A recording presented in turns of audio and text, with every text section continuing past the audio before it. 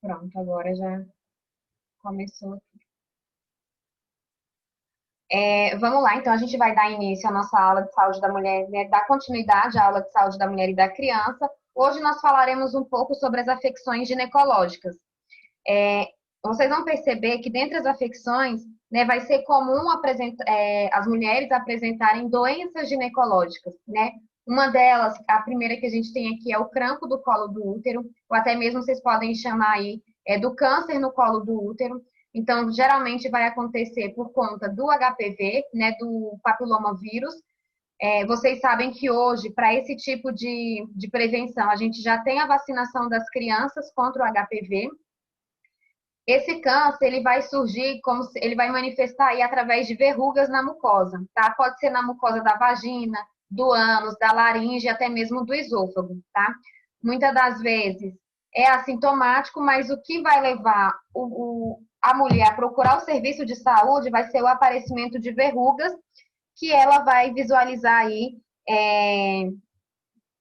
dentro aí, né, dentro do local aí, ou na vagina ou no ânus, dentro aí desses locais, tá? É uma doença que ela pode levar de 10 a 20 anos para o seu desenvolvimento, tá?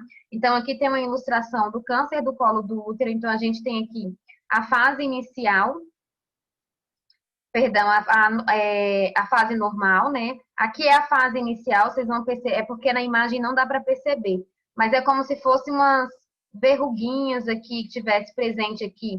Vocês vão ver que essa fase final e o estágio aqui, essa aqui é a fase final 1B e essa aqui 11B, vocês vão perceber que tem muito mais é, a presença aqui do câncer espalhado, tá? Então, esse câncer do colo do útero, a gente é feita a detecção através da citologia, que é feita aquela coleta que a gente chama, né, que é o Papa Nicolau, que é um exame clínico que vai ser introduzido no equipamento no fundo do colo uterino ali para ser é, coletado, né, ali do colo. Outra coisa que eu ia falar para vocês em relação a essa parte do colo do útero é que, por exemplo, antigamente a gente tinha altas taxas de mortalidade porque não tinha o conhecimento, né, de como era essa doença, da presença em si da doença, né? Esse câncer a gente já tem uma estimativa aí, uma prevalência para as regiões norte e centro-oeste. E dos sinais e sintomas que compõem aí vai ser o corrimento de cor amarelado rosa. Geralmente esse corrimento ele é acompanhado com odor, tá? Sangramentos após o ato sexual, dor na pelve, que é aquela dor embaixo do ventre. E em casos mais graves aí a mulher ela pode apresentar os edemas nos membros inferiores e problemas urinários, tá? Das principais causas, sexo desprotegidos com múltiplos parceiros, ou seja, né, sem a utilização ali da camisinha. Histórico de DST, vocês me perdoem aqui porque a gente não chama mais DST, são ISTs, né? Tabagismo, a idade precoce da primeira relação sexual e multiparidade. Multiparidade são vários partos, tá? Essa idade precoce é quando a menina, né, a mulher, ela começa a vida sexual dela precocemente, em idade precoce. Outra coisa também que pode influenciar em uma das causas por exemplo, o baixo nível socioeconômico. Vocês imaginam que uma mulher que precisa trabalhar, que muitas das vezes não tem um plano de saúde, precisa marcar um exame desses no posto, geralmente é um exame que é feito durante o dia, né, amanhã ou tarde, né, se for uma mulher que precisa trabalhar a semana inteira, que só chega em casa à noite, vocês não concordam comigo que vai ser difícil ela comparecer ao exame? Da mesma forma que quem tem um baixo nível socioeconômico, ou seja, não tem um conhecimento ali, né, às vezes aparece o corrimento, às vezes a pessoa acha que é algo simples, vai passando, sei lá, remédios caseiros, né? Que a vizinha, a fulana teve um corrimento, passou tal coisa, né? Então, geralmente, o baixo nível socioeconômico está relacionado com os sinais e sintomas, porque vai levar a mulher a ir atrás do serviço de saúde mais tardiamente. Muitas das vezes, quando elas vão avaliar isso aí, às vezes está no estágio avançado. Só para citar um exemplo para vocês entenderem, semestre passado não, foi o retrasado, né? Que eu sou professora do estágio da ginecologia e da maternidade. Então, no semestre retrasado, nós tivemos uma paciente que ela teve câncer no colo do útero. Era uma paciente que, mesmo com câncer, descobriu uma gestação, teve que parar o tratamento do câncer para, né, prosseguir com a gestação. Após a gestação, após o parto, a criança não pôde amamentar por conta da volta dessa mulher ali para tomar as medicações para a realização da quimioterapia. Mas para vocês entenderem, era uma mulher que descobriu o câncer no estágio avançado. Eu lembro que ela teve alta, só que eu lembro que o médico falou para ela que não tinha mais jeito, não tinha mais como entrar com químio ou com rádio. Ia entrar só mesmo para o psicológico dela, mas que mesmo ela fazendo rádio ou químio não ia resolver. Então, é uma paciente que ela tinha vergonha de fazer o Papa Nicolau. Então, ela nunca fez Papa Nicolau por vergonha de se expor no consultório para a realização do exame, quando descobriu o câncer no estágio avançado, tá? Seguindo aí, o tratamento vai ser basicamente pelo exame, que é o Papa Nicolau, né? E para biópsia para confirmar aí o diagnóstico. Outra doença que a gente tem, que é comum vocês ouvirem falar, é a endometriose. Então, o que, que vai acontecer? Né? O endométrio, ele vai ser uma parte que vai revestir ali dentro do útero. Lembra que naquela aula de anatomia eu falo para vocês que no útero a gente tem o endométrio, o perimétrio e o miométrio, né? E o endométrio vai ser uma das camadas aí dentro desse útero. Geralmente, a endometriose ela vai estar relacionada com o acúmulo de sangue, né? Que é como se fica sangue preso ali no endométrio. Lembra que o endométrio ele descama para que aconteça a menstruação? Que a gente sempre fala, toda vez que ocorrer a menstruação, o endométrio irá se descamar. Ou seja, toda vez que ele diz, no caso de mulher com endometriose, é o seguinte, a hora de fazer a escamação para menstruação, acaba ficando resquícios de sangue aderidos no endométrio. Consequentemente, leva aí a endometriose, tá? Muitas das vezes, a doença, ela é presente ali no endométrio, né, nesse tecido que vai revestir o útero, né, o interior do útero, mas a gente pode ter também problemas em decorrência da endometriose nas trompas, nos ovários, no intestino e até mesmo na bexiga, tá? Vocês vão perceber que o endométrio, ele vai ficar mais espesso. Por que, que a mulher com endometriose, ela tem dificuldades para engravidar? Porque o endométrio, né, por ele ficar mais espesso, vai dificultar a implantação ali de um óvulo fecundado, tá? Então, muitas das vezes a mulher com endometriose, ela tem uma dificuldade para engravidar por conta aí desse espessamento da camada do endométrio, tá? Então, vejam aqui. Aqui a gente tem, né, uma região, um sistema reprodutor normal e um sistema reprodutor com endometriose. Tá vendo? E essas setinhas que estão ligadas a essas partezinhas pretas, isso significa, deixa eu só admitir uma aluna para entrar. Essas partezinhas aderidas em toda a extensão do sistema reprodutor, significa aí a presença do sangue que ficou preso aí nessa estrutura dentro do organismo aí, né, dentro dessa parte do sistema reprodutor. Então, vejam que a gente tem nos ovários, a gente vai ter aí no útero, né, vai ter aí nas trompas. Então, a endometriose, ela não precisa ter só esse alojamento no endométrio, mas ele também se estende aí às outras porções aí do sistema reprodutor, tá? Então, olha só, aqui no caso da endometriose. Por conta o endométrio, ele descama para que haja menstruação, né? No caso da endometriose, o sangue da menstruação, ele fica preso. Então, vocês percebam que, além de escorrer, né,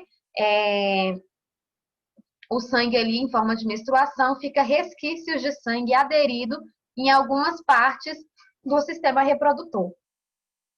Os principais sinais e sintomas são dor e infertilidade por conta do espessamento desse endométrio, né? As cólicas menstruais mais intensas, dor durante a relação sexual, dor difusa, fadiga crônica, sangramento menstrual intenso ou irregular e alterações intestinais ou urinárias durante a menstruação, tá? Não se sabe ainda o porquê né, do aparecimento da endometriose, né? Então, as causas em relação à endometriose, principalmente em relação ao comportamento, é desconhecido. Só que a gente sabe que, se, por exemplo,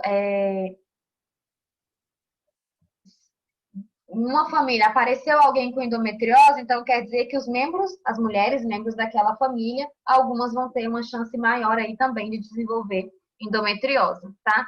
O tratamento para endometriose vai ser feito através de procedimentos cirúrgicos, né?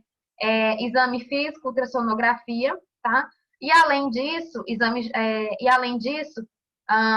vai destacar aí os exames para fazer a sinalização da endometriose, como a ultrassonografia transvaginal, ressonância, laparoscopia ou laparotomia, tá? Outra doença que a gente tem bastante proeminente é a sífilis. Vocês vão ver quando vocês estiverem no estágio, aquele monte de mulher internada, com um monte de bebê com acesso venoso periférico. Porque quando vocês verem um bebê com acesso, vocês podem desconfiar que aquele bebê, aquele recém-nascido, está fazendo tratamento para sífilis, porque a mãe pegou sífilis, né, durante a gestação. A sífilis, ela é causada pela bactéria Treponema pálido, né, e ela vai atingir peles e mucosas.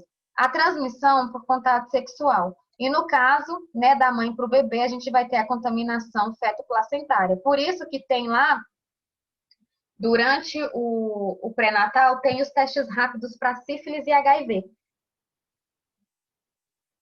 Justamente para verificar se aquela mulher ela tem ou não sífilis, tá? E até mesmo para tratar precocemente. Então, aqui eu coloquei a imagem, né, do aparecimento da sífilis, tanto em homem quanto mulher. Então, vejam que aparece, como a mucosa ela é bem rosadinha, vocês vão ver que é uma bactéria que aparece, né?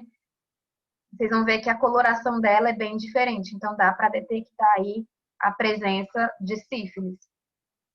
A gente tem o estágio primário dela, que é quando tem o aparecimento de uma única ferida, né? Mas também pode haver várias feridas. O tempo de contração, por exemplo, o tempo de infecção vai durar aí cerca de 10 a 90 dias, tá? Só que a média que a gente tem é de 21 dias para o aparecimento dos sinais e sintomas. Só mostrar para vocês em relação aqui à sífilis primária, então a parte inicial, então percebam aqui o aparecimento de feridas, né? Eu falei da bactéria, mas é porque a bactéria ela vai causar as feridas tanto no pênis quanto na vagina. O estágio secundário, no caso da sífilis, vão ser por erupções na pele e por lesões na mucosa, tá? Então, geralmente essas erupções, elas não vão causar nenhuma coceira, né? Dependendo aí do tratamento, ela pode ser, né? Pode sumir aí dentro de algumas semanas. Os sinais que vão surgir além aqui, né, das erupções na pele, o indivíduo ele pode ter febre, dor na garganta, dor de cabeça, perda de peso, dores musculares e fadiga. Então, olha só, na palma das mãos, nos pés, é onde a gente tem um aparecimento aí dessas erupções, tá? Vocês estão vivos? Vocês estão conseguindo acompanhar aí? Alguma dúvida até aí?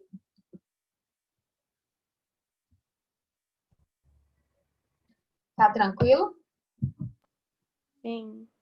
Tá, ok. Tá, vou continuar.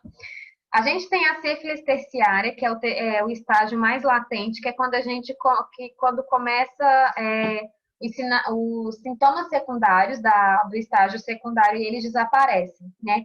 Se a pessoa ela não fizer o tratamento, ele vai ter a sífilis. Pode ser que alguns não aparente, ele não dê para visualizar os sinais e sintomas, né? Qual que é o problema da sífilis? Uma vez em estágio, né, terciário, a sífilis ela pode causar problemas no cérebro, nos olhos, né, nos nervos, nos vasos sanguíneos, nas articulações. E além também pode causar uma cegueira, uma demência, tá? E muitas das vezes pode levar até a morte. Então, aqui são alguns dos exemplos de sífilis. Então, por exemplo, aqui no estágio terciário já apareceu no rosto, né? Aqui na boca, então, é um estágio mais avançado, mais avançado. A sífilis, tem tratamento, né? Principalmente, ela é facilmente curável nos primeiros estágios.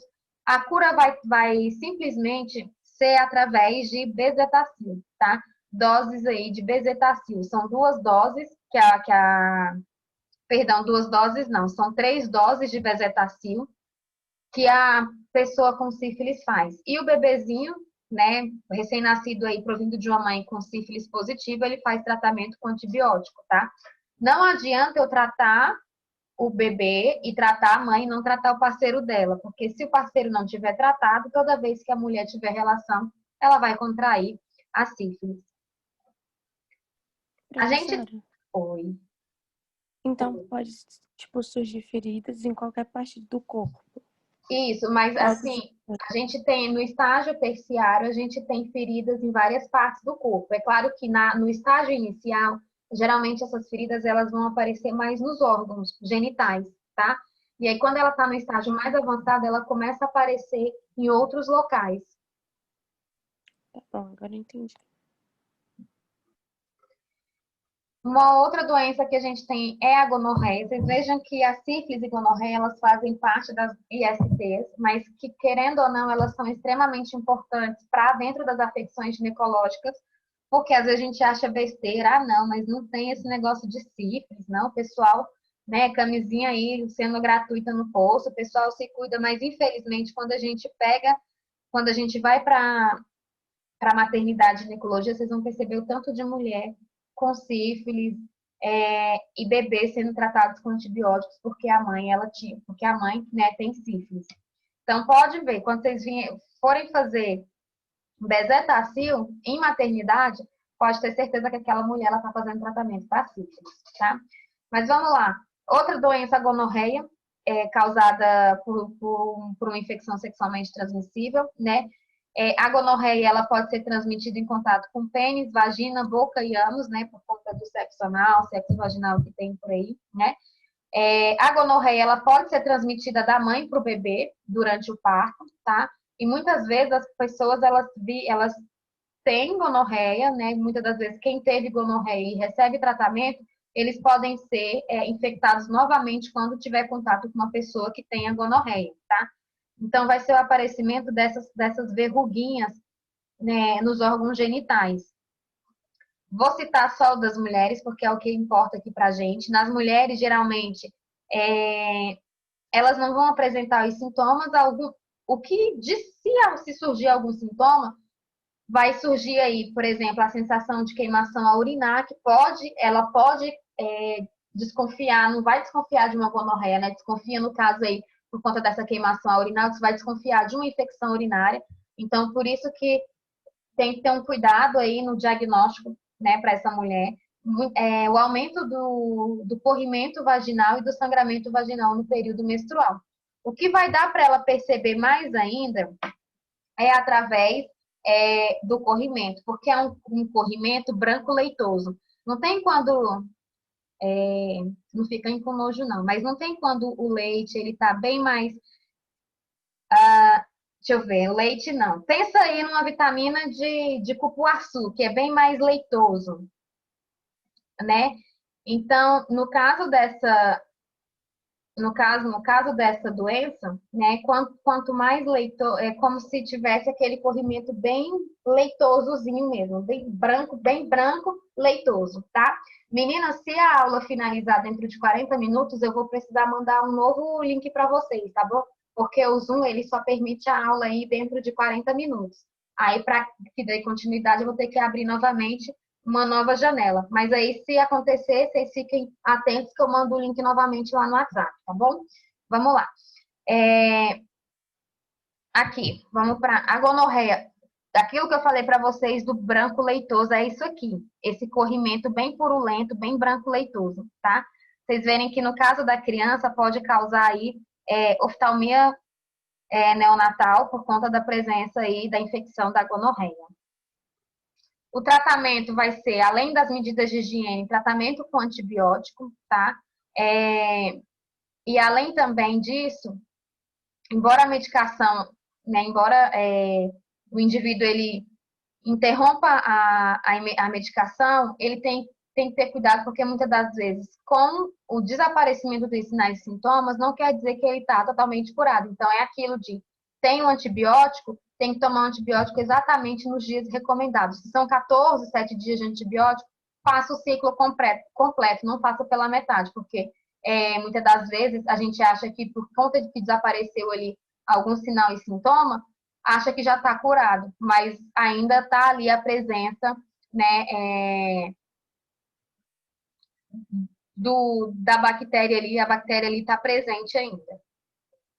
Outra doença que nós temos são os corrimentos vaginais, que são os fluidos que saem mesmo da vagina. Cuidado, porque a gente tem o corrimento vaginal normal, que geralmente ele é branco, ele é transparente, é aquele viscoso que parece uma liga, né? Aquele corrimento vaginal, aquilo é normal, ele parece uma liga. Só que ele não vai ter cheiro, né? Não vai causar uma irritação, uma coceira, nem nada, tá? Muitas das vezes está relacionado com uma defesa do organismo livrando aí de células mortas, de bactérias, tá? Já o corrimento vaginal anormal, ele vai ter um mau cheiro, geralmente ele vai ser acinzentado, esverdeado, amarelado, até mesmo com presença de sangue, muitas das vezes vai estar acompanhado de dor, de vermelhidão, de coceira e até mesmo de feridas, tá? Levando para um desconforto durante as relações sexuais. Então, olha só, aqui os aspectos do corrimento vaginal. Esse corrimento ele está bem leitoso, branco leitoso, né? Parecendo com da gonorreia. Então, esse corrimento aqui ele já não é um corrimento normal, não, tá? Isso aqui, quando a gente fala do corrimento vaginal normal, quando eu falo branco, é aquele branco transparente. Não é aquele branco igual aqui, não. Esse branco aqui de parecido leite, não. É aquele branco transparente, tá? Que é o corrimento vaginal normal. Enquanto esse branco mais leitoso, ele já tá me dizendo que tem algo ali que não tá satisfatório, né? Alguma coisa ali não está legal no organismo, no sistema reprodutor aí feminino. Outro problema que a gente tem são os miomas. Muitas das vezes, vocês vão ver aparecer miomas, quando a gente faz aqueles exames ginecológicos, principalmente aquelas transvaginais, aí tem lá no final. Diagnóstico, ovários policísticos ou, por exemplo, miomas, né? E a gente vai falar um pouco do que é esse mioma aí. Será que mulheres com mioma têm dificuldade para engravidar? Será que mulheres que possuem miomas nunca vão engravidar? Então, já a gente vai falar sobre isso. A causa do mioma, geralmente, ela está relacionada, ela é desconhecida. Mas o que a literatura traz para a gente é que o mioma ele pode estar relacionado, né, com a maior prevalência em mulheres da raça negra e que nunca tiveram filhos, tá? Muitas das vezes ele está relacionado com a produção hormonal, tá? Às vezes por conta do anticoncepcional, desse processo, né, que a gente fica injetando anticoncepcionais, utiliza vários tipos de anticoncepcionais, isso aí pode trazer uma alteração com a produção hormonal, tá? Esses miomas, eles geralmente, né, são tumores benignos do útero, né, que muitas das vezes vão estar relacionados aí com uma desordem hormonal. Então, por exemplo, aqui, esse é um útero que vai apresentar alguns miomas. Então, aqui a gente vai ter um exemplo de mioma no útero. Tem um mioma aqui mais para dentro do útero, né? A gente tem na parte de fora, né? A parte posterior, pode haver também a presença desses miomas.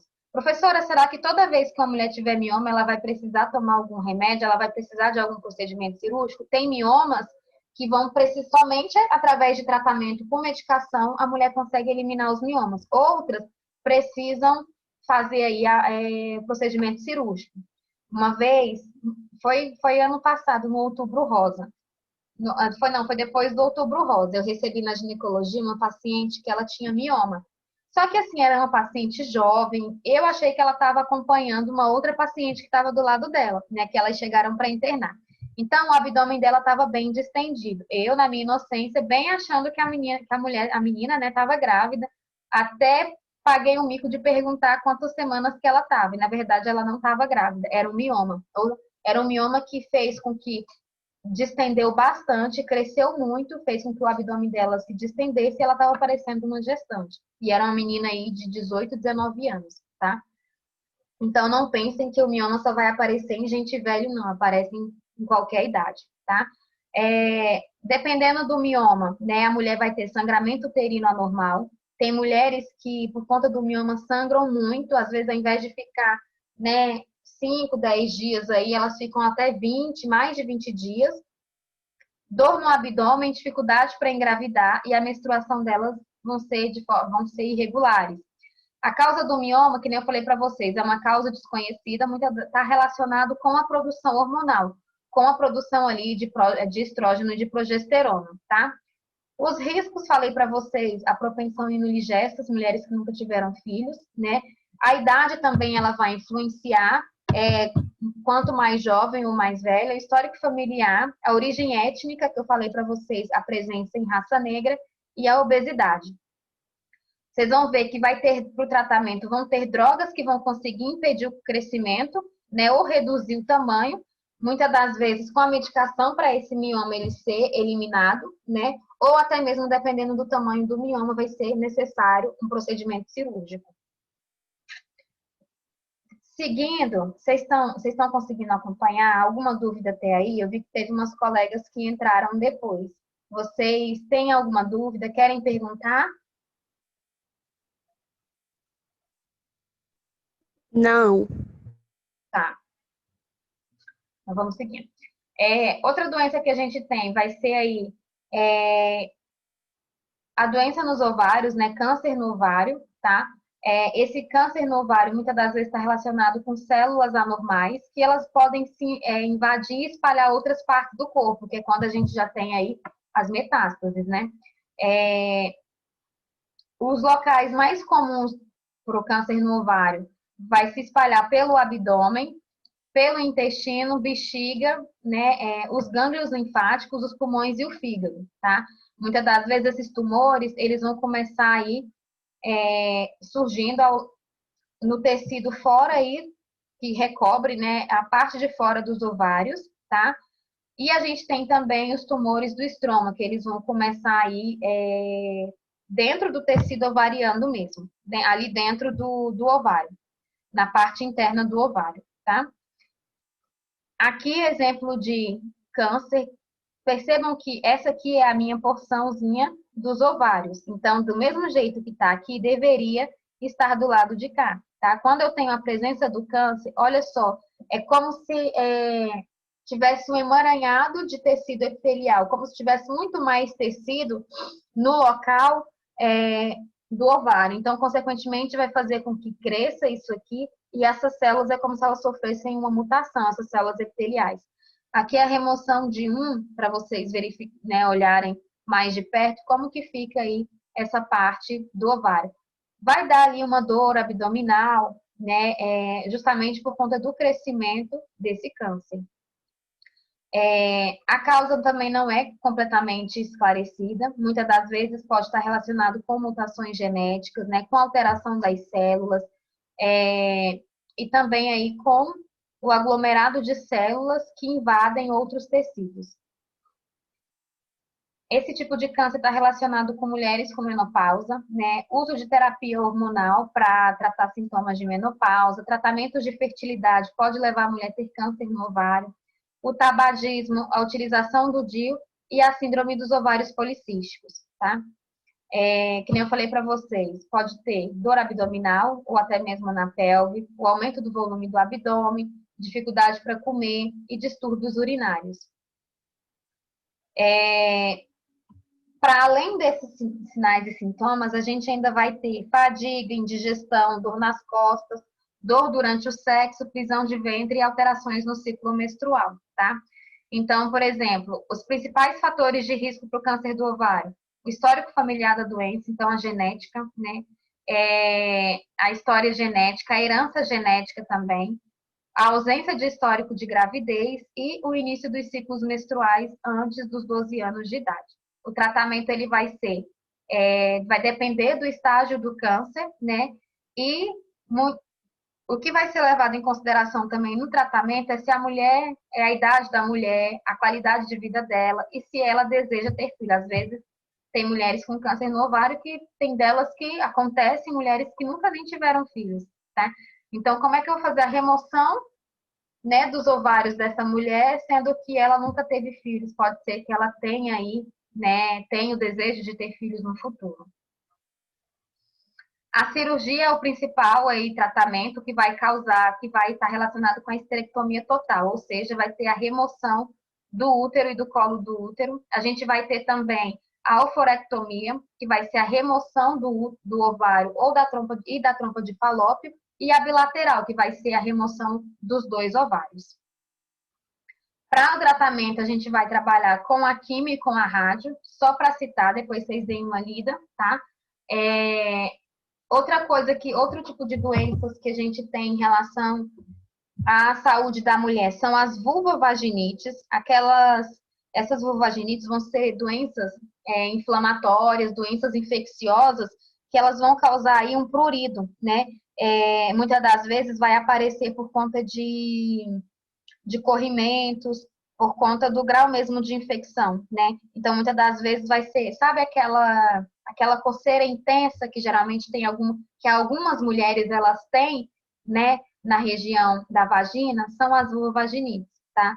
Por conta ali de uma inflamação, de uma infecção no local. Muitas das vezes relacionadas com vaginoses bacterianas, né? Então, um desequilíbrio da flora vaginal, ou também por candidíase vulvovaginal, que é um fungo que pode ser transmitido aí na relação sexual, tá?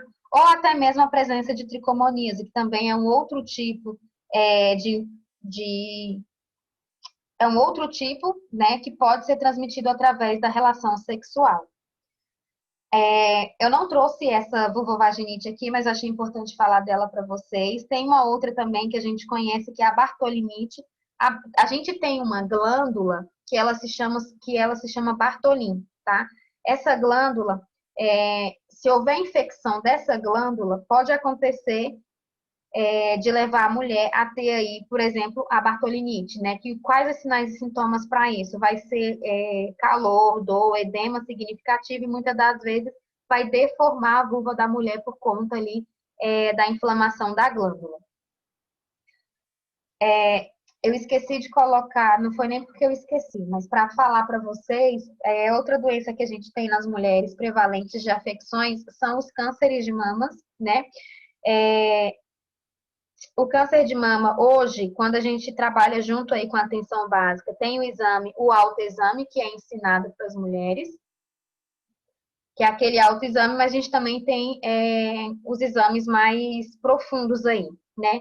De acordo com o Ministério aí da Saúde, o câncer de colo de mama, ele vai estar relacionado, muitas das vezes, com alguns fatores, tá? Então, a gente também vai ter fatores de risco que podem levar que tem a propensão aí, né, para o câncer de mama. Um deles vai ser, por exemplo, a ingesta, né, o primeiro parto, né, o primeiro parto após 30 anos, a nulliparidade, ou seja, a mulher nunca ter filhos, a menopausa após os 55 anos, história pessoal ou familiar de câncer de mama por conta da genética, tem aquela coisa da genética, né? E também o câncer de mama ainda pode estar relacionado com a dieta dessa mulher. Então, mulheres aí que têm dietas, né, pobre aí em fibras e vitaminas, né, ou que são expostas a radiações, elas têm mais propensão de adquirir um câncer de mama, né? Hoje a gente sabe que o câncer de mama, a gente tem aí, ainda não é o suficiente, né, para a utilização de medidas para evitar que tenha um aparecimento da doença. Muitas das vezes, 80% dos tumores, eles são descobertos pela própria mulher de forma acidental. Às vezes, assim, ela vai tocar a mama e acaba percebendo a presença de um nódulo. Por isso que eu falei para vocês do autoexame, porque ele é algo bastante importante. Mas vocês pensam assim, professora, eu apalpei e verifiquei um nódulozinho. Quando eu fui fazer o exame, era um nódulozinho de gordura, né? Não era de câncer. Não era um nódulo ali de câncer, mas um tecidozinho de gordura. Pode acontecer. Mas apalpou, fez o autoexame, verificou uma massa ali no seio, é bom fazer procurar o sistema de saúde para poder realizar exames mais precisos, tá? Quanto mais precocemente a gente detecta o câncer, melhor para tratar. Tive uma paciente também de câncer de mama que ela era uma paciente que ela já foi internada com câncer exteriorizado. Então, a mama dela exteriorizou o câncer, do tanto que ela escondeu. Ela não fez tratamento, escondeu da família. Então, o câncer já tinha um mau cheiro e estava exteriorizado. A família só descobriu porque o marido dela detectou, né, viu que ela estava com um problema ali na mama e levou ela forçada para o hospital. Mas enquanto isso, ela escondia da família. E isso eu achei curioso, porque eu fiquei imaginando o que que passou pela minha cabeça, e eu acho que deve estar passando na cabeça de vocês.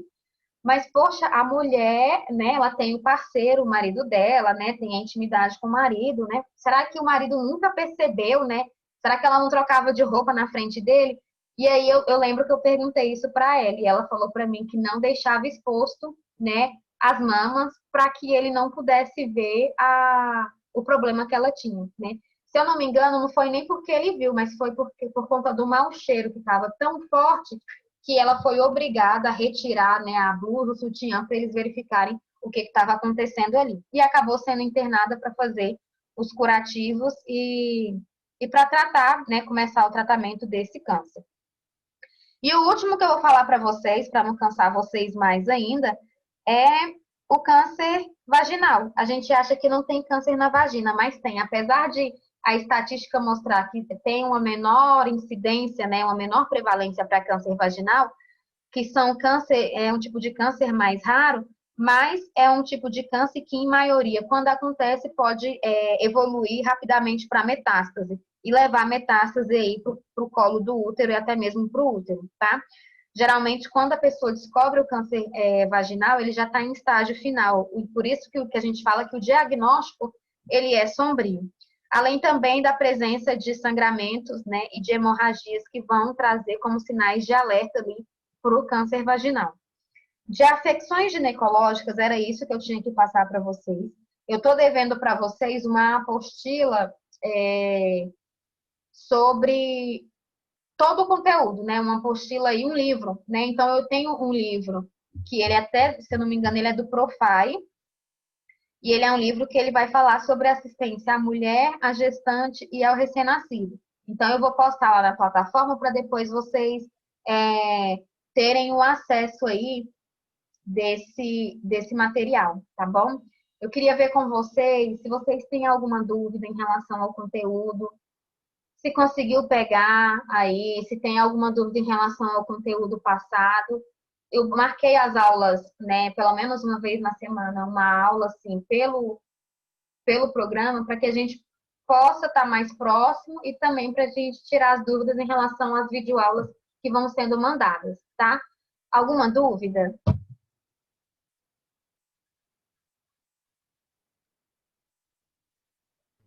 Não, por enquanto não. Tá claro, tá? Em relação, conseguiram entender sobre o ciclo menstrual? Sim, Tá, ok. Acho que quem falou foi a Lohane, não, né? foi a Ellen. Foi a Ellen. Beleza, Ellen. Vocês são turma nova no CIES? Ou já tem algum... Há quantos meses que vocês estão no CIES? Tem uma turma que começou agora no começo do ano. Eu creio que a maioria seja dessa turma. Ah, entendi. É porque geralmente eu dou aula de manhã ou à noite lá. Por isso que eu não tinha, quando eu recebi o convite para participar da turma de vocês, eu vi que tinha várias pessoas novas. Mas ok. Mas deixa eu ver, Lohane, Teles, o iPhone, se eu não me engano, é a Alessandra. Vocês têm alguma dúvida? Não, Tudo tranquilo? Deu para entender direitinho? sim. Tá. É, Se não tiver dúvida, eu vou finalizar a aula por aqui, vou salvar o vídeo e vou postar ele lá no nosso, lá na plataforma, né? Vou tentar salvar, vou tentar mandar, vou demorar para postar, porque eu vou colocar a videoaula para ser anexada no YouTube para gerar o link para poder enviar para vocês, porque com o link fica mais fácil para visualizar depois. E mando esse material que eu utilizei na aula e mando o livro também, tá bom? Se não tiver dúvidas, eu finalizo a aula por aqui. Qualquer coisa, estou à disposição.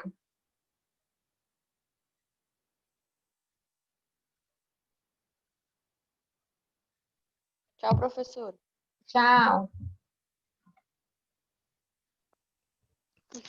Ninguém dá tchau pro professor. Tchau, professora. Tchau. Eu escutei ela falando que ninguém dá tchau para a professora.